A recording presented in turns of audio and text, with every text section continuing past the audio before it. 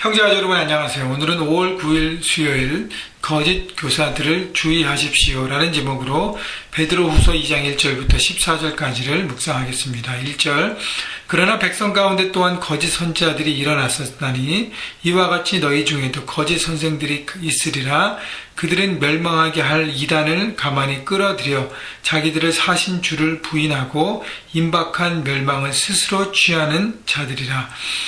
자, 베드로 사도가 권면하는 내용 중에 하나는 거짓 교사들, 너희 가운데 있는 잘못된 가르침을 주고 있는 그런 영향력을 미치고 있는 그 잘못된 선생들, 거짓 교사들, 거짓 리더들을 조심하라는 것이죠.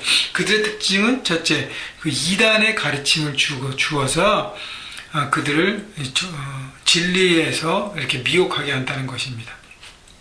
자, 이단은 하나님의 진리를 왜곡해서 자신들이 주인된 삶, 자기들이 원하는 것을 이루려고 하고, 그리고 예수님의 그 메시아의 구원자의 자리에 다른 것을 내야 돼서, 주님밖에 구원자가 없는데 다른 것을 내야 돼서 그 교주나 그 탑 리더가 그 모든 주권과 다스림을 취하려고 합니다.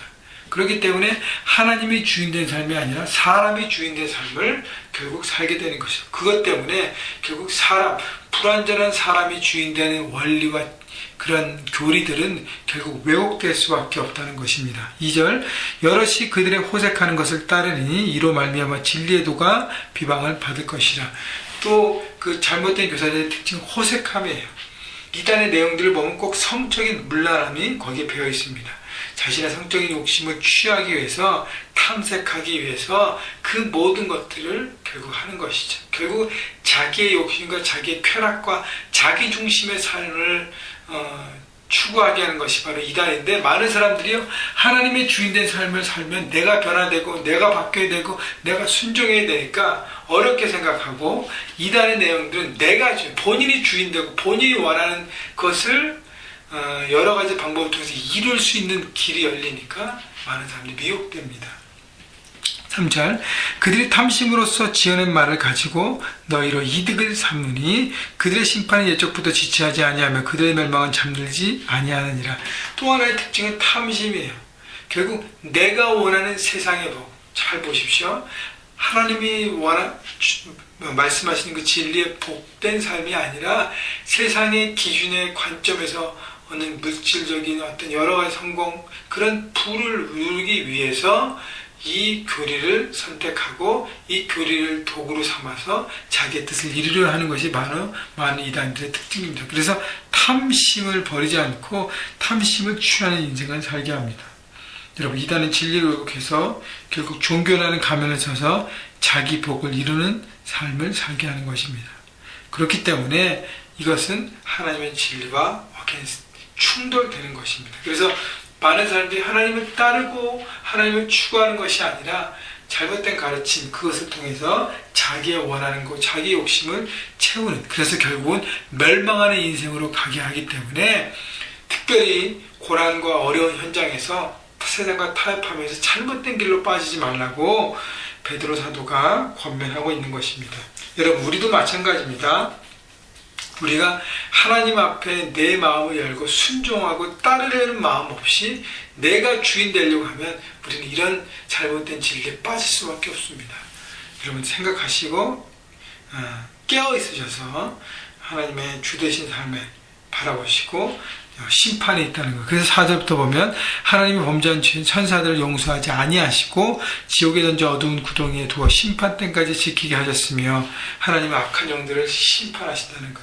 하나님의 심판은 그 모든 것들에게 적용되면서 결국 하나님이 나중에 다 계산하고 심판할 것을 말씀하십니다. 그래서 예를 든 것이 5절의 노아의 홍수와 6절의 7절의 소돔과 고모라입니다.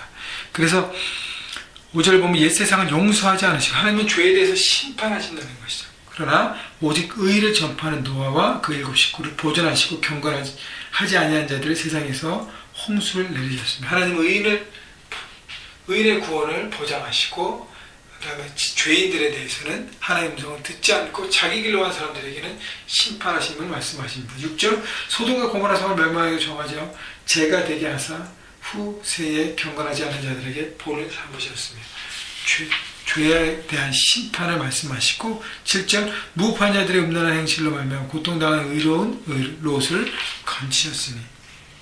자, 그래서 그 하나님의 심판이 있음을 바로 알고 노아 홍수 때 보면요, 노아가 사람들에게 심판이 있음을 얘기하고 선포했습니다. 근데 아무도 듣지 않았어요. 자기 일, 자기 생각, 자기 잡, 자기 타임라인, 자기 플랜에 바빠서 하나님의 음성을 듣지 않았다는 것이죠. 여러분, 내 것에 너무 붙들려 있으면 하나님의 음성을 듣지 못합니다. 하나님의 말씀을 듣고 귀를 열어야 하나님의 그 구원의 그 복음이 내 심령 가운데 들어오고, 그리고 내가 하나님의 뜻 가운데 살아서 결국 구원에 이르는 길로 가는 것입니다. 자, 소돔과 고모라도 우리에게 본이 됐다고 했습니다. 하나님께서 말씀을 통해서 과거에 여러 가지 심판의 메시지를 주셨고, 지금도 우리에게 동일하게 심판의 메시지가 적용되는 것입니다.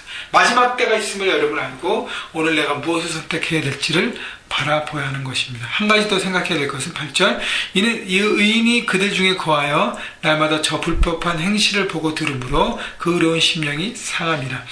롯이 소돔과 고모라는 죄악에 관영하는 그곳에서 있었기 때문에 많은 어려움이 있었습니다. 물론 우리가 세상 현장에 보내기를 받고 그것을 하나님 나라로 변하게 해야 하는데, 내가 영향력이 없고 내가 지금 미약할 때는 어떻게 해요? 하나님의 사람들과 더 많은 시간을 보내고 충전해야 합니다.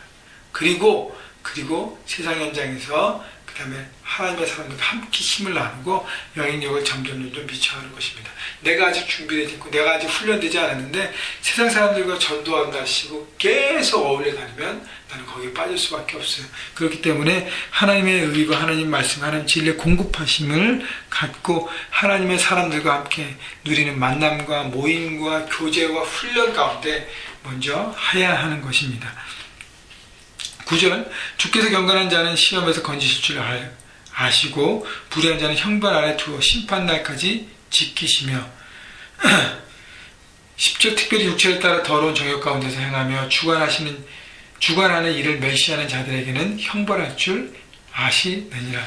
자, 그렇기 때문에 반드시 심판이 있다는 것을 알고요, 어떤 기준의 심판인가를 생각해보고 하나님은 무엇을 기뻐하시는지 바라볼 때, 우리 나머지 14절까지 보면 음신과 자기 이성 없는 짐승 같고 자기를 위한 점과 흠이 있는 오점이 되는 인생들을 산다고 얘기했는데, 여러분, 내 육신, 내 마음, 내 이기적인 쾌락, 이것만 집중적으로 살면 우리는 심판에 빠질 수밖에 없고, 내 중심으로 그것을 이루기 위해서 여러분 빠질 수밖에 없습니다. 많은 부분에 에딕션, 중독이 된 사람들 보면 내 쾌락과 내 중심에 빠져서 거기에 허우적거리다 결국 에딕션까지 가는 것입니다. 여러분, 그렇기 때문에 날마다 우리가 이렇게 말씀 묵상하면서 하나님과의 만남을 점검하고 하나님의 깊은 그 신의 성품에 참여하는 베드로후서 1장의 말씀처럼 거룩한 삶의 선택을 하면서 날마다 주님을 향하여 눈과 마음과 귀를 열 때 우리는 이 심판을 걱정할 필요가 없습니다. 그죠? 우리는 하나님 안에 있기 때문에 부정적인 부분을 생각 안 해도 돼요.